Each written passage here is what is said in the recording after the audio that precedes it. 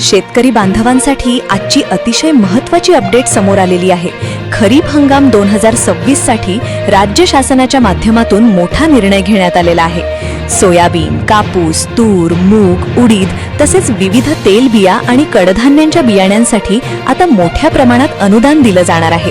विशेष म्हणजे या योजनेसाठी राज्यभरात तब्बल शेकडो कोटी रुपयांचा निधी मंजूर करण्यात आलेला आहे आणि हजारो नव्हे तर लाखो शेतकऱ्यांना याचा थेट फायदा होणार आहे। आता नेमकं कोणत्या पिकासाठी किती अनुदान मिळणार, कोणत्या जिल्ह्यात योजना राबवली जाणार आणि शेतकऱ्यांना काय फायदा होणार हे सगळं सोप्या भाषेमध्ये जाणून घेऊया। राज्य शासनाच्या माध्यमातून कडधान्य आत्मनिर्भरता अभियान आणि राष्ट्रीय खाद्यतेल अभियान अंतर्गत महत्त्वाचे शासन निर्णय जारी करण्यात आले आहेत। या निर्णयानुसार विविध कडधान्य आणि तेलबिया पिकांच्या बियाण्यांचं वितरण, पीक प्रात्यक्षिक, शेतकरी प्रशिक्षण, शेती शाळा तसेच प्रक्रिया उद्योगांना अनुदान देण्यासाठी मंजुरी देण्यात आलेली आहे। महत्त्वाची गोष्ट म्हणजे ही योजना केंद्र शासन आणि राज्य शासन यांच्या संयुक्त निधीतून राबवली जाणार आहे।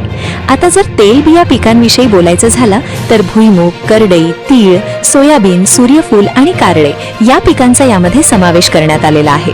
सोयाबीनसाठी सर्वात मोठं उद्दिष्ट ठेवण्यात आलेलं आहे।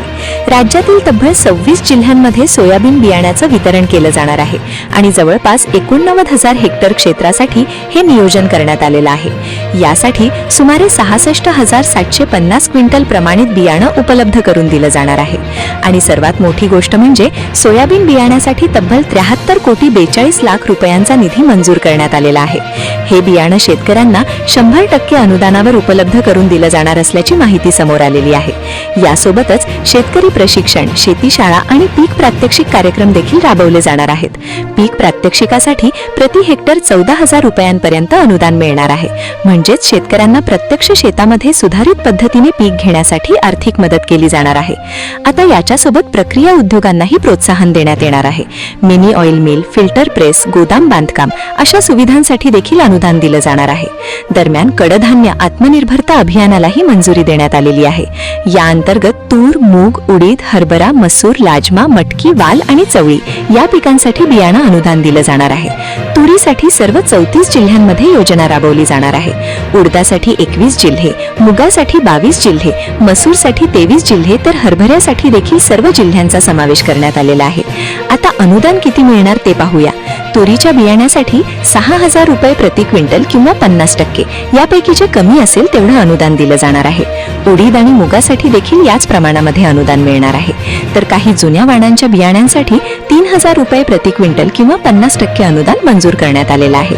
पीक प्रात्यक्षिकासाठी प्रति हेक्टर 10,000 रुपयांपर्यंत मदत दिली जाणार आहे। विशेष म्हणजे शेतकऱ्यांना थेट बियाण्यांच्या किट्स देखील उपलब्ध करून दिल्या जाणार आहेत। तुरीच्या सुमारे 1000 किट्स तसेच मूग आणि उडदाच्या हजारो किट्स राज्यभर वितरित केल्या जाणार आहेत। एकंदरीत पाहिलं तर खरीप हंगाम 2026 साठी राज्य शासनाच्या माध्यमातून मोठ्या प्रमाणात बियाणं अनुदान योजना राबवली जाणार आहे आणि यामुळे शेतकऱ्यांचा बियाण्यावरील खर्च कमी होण्यास मोठी मदत मिळणार आहे। या दोन्ही शासन निर्णयांच्या लिंक तुम्हाला अधिकृत महाराष्ट्र शासनाच्या वेबसाईटवर पाहायला मिळतील। तसेच या संदर्भातील पुढील अपडेट, अर्ज प्रक्रिया आणि जिल्हानिहाय माहिती सर्वात आधी जाणून घेण्यासाठी आत्ताच आपल्या माझी योजना चॅनलला सबस्क्राईब करा। व्हिडिओ उपयुक्त वाटला असेल तर लाईक आणि शेअर नक्की करा। धन्यवाद।